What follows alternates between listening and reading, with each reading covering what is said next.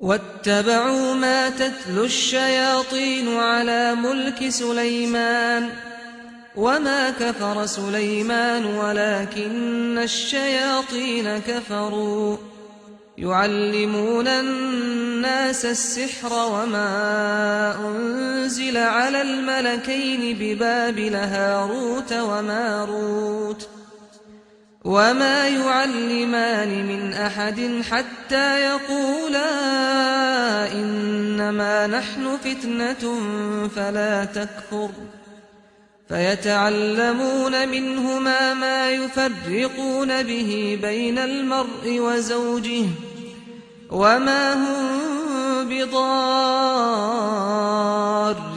به من أحد إلا بإذن الله ويتعلمون ما يضرهم ولا ينفعهم ولقد علموا لمن اشتراه ما له في الآخرة من خلاق ولبئس ما شروا به أنفسهم لو كانوا يعلمون ولو أنهم آمنوا واتقوا لمثوبة من عند الله خير لو كانوا يعلمون يا أيها الذين آمنوا لا تقولوا راعنا وقولوا انظرنا واسمعوا وللكافرين عذاب أليم ما يود الذين كفروا من أهل الكتاب ولا المشركين أن ينزل عليكم من خير من ربكم والله يختص برحمته من يشاء والله ذو الفضل العظيم.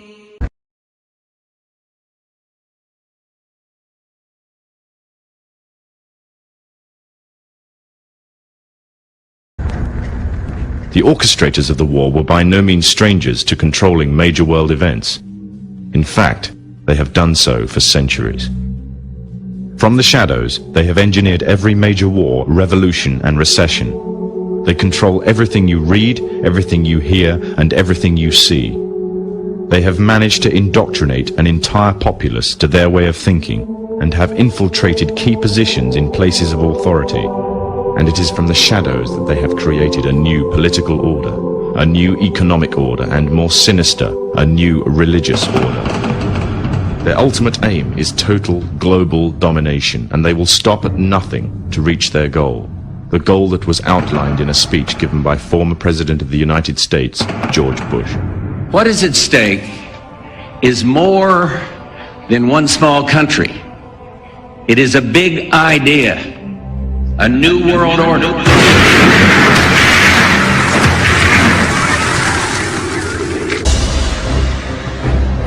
If you had to put a name to the conspiracy that's come down to us through the ages, that some call the Illuminati, some other people call it other things, but I think if you boil it down to its purest, simplest form, you would identify it essentially as Freemasonry. Now that might surprise some of you, but understand that Masonry has been around a long, long time. It may not have always been called Freemasonry, but Masons itself brag about the fact that their first Mason was Tubal-Cain. Now Tubal-Cain, if you know your Bible, was the seventh man from Adam by way of Cain, and he was the guy that invented metalworking. And he is supposedly the first Mason. Now that's pretty far back to start a conspiracy. Then of course you have the flood. After the flood, the Masons say that the first Mason was Nimrod. Now, of course, we all know who Nimrod was. He's the guy that helped build the Tower of Babel. That's pretty good Masonry. He was the person who basically had the idea for a one-world government. He wanted to start a United Nations. He had all these great ideas, you know, one-world government, all this kind of stuff, New World Order. And God had other ideas. And God came down and he cast confusion and changed the languages of the people. So they went and scattered abroad on the earth. That basically tells us what God thinks about the United Nations. This caused the conspiracy to go underground, and for centuries it existed in various forms. And if you look in the books, the literature of Masonry, you will find that Masonry says it is the direct linear descendant from the ancient mystery religions, from the ancient fertility cults. Now, what does that mean? That sounds sort of exciting and mysterious and exotic.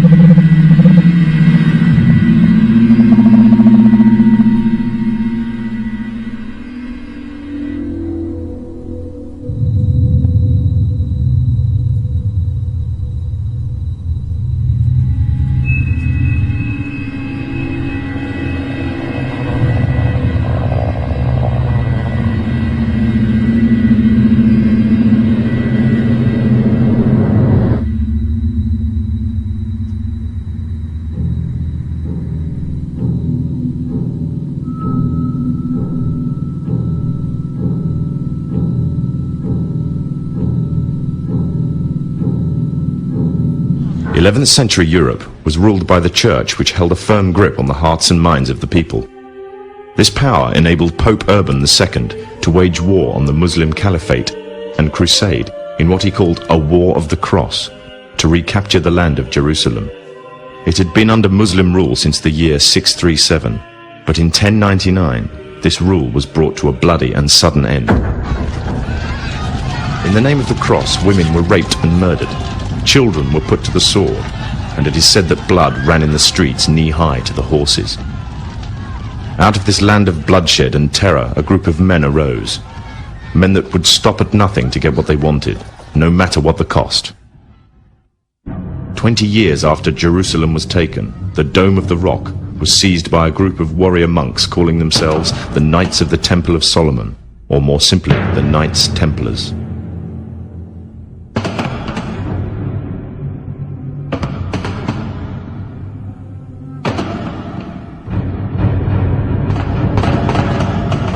In Jerusalem, the Templars began to deviate further and further away from the practices of Christianity. They learnt the secret arts of the Kabbalah, an ancient form of Jewish magic, along with its dark rites and rituals.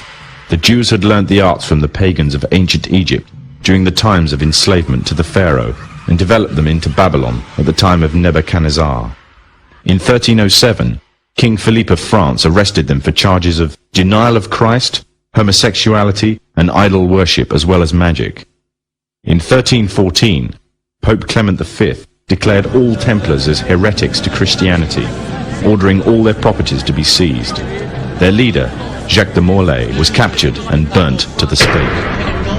The Templars were cornered, and just when it seemed they were finished forever, a glimmer of hope arose from a seemingly certain end. They were to find a safe haven as well as an ally. But not in France. In fact, in a country in a desperate struggle for independence against the English, the country of Scotland.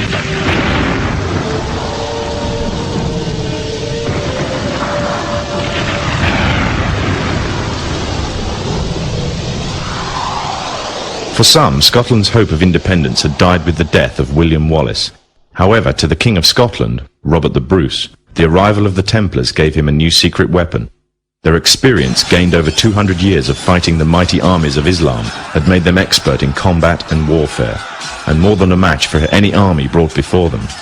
In 1314, the Templars, allied with Robert the Bruce and his army, took to the fields of Bannockburn in the long-awaited showdown with the English.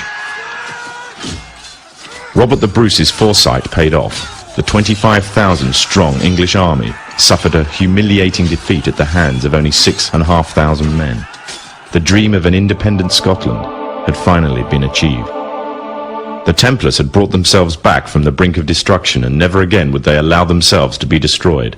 This time they would control the country by controlling its kings, and in order to preserve their secret order, the Templars would have to die, or more precisely, the name would have to die.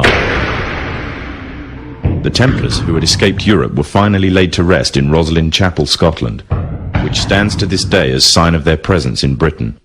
Their descendants became the true power of Scotland. In 1603, the death of Queen Elizabeth I left England without an heir to the throne. By virtue of descent, King James V of Scotland became King of England.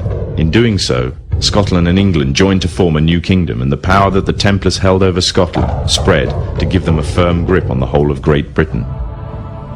For over 100 years, the Templars concealed their activities, fading into the background until they were little known and little remembered. However, they did not cease to keep a firm grip on Britain. All the time they were planning, regrouping, and infiltrating positions of power in all corners of the kingdom. In 1717, the Templars made their reappearance in Europe.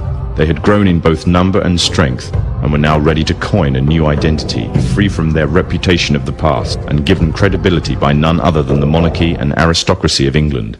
And the name they chose for themselves was a name that would be known by many, but understood by a few. This new name, the Freemasons. Forge for ourselves and for future generations a new world order, a world where the rule of law, not the law of the jungle, governs the conduct of nations. When we are successful, and we will be, we have a real chance at this new world order. The Freemasons. The Freemasons. The Freemasons.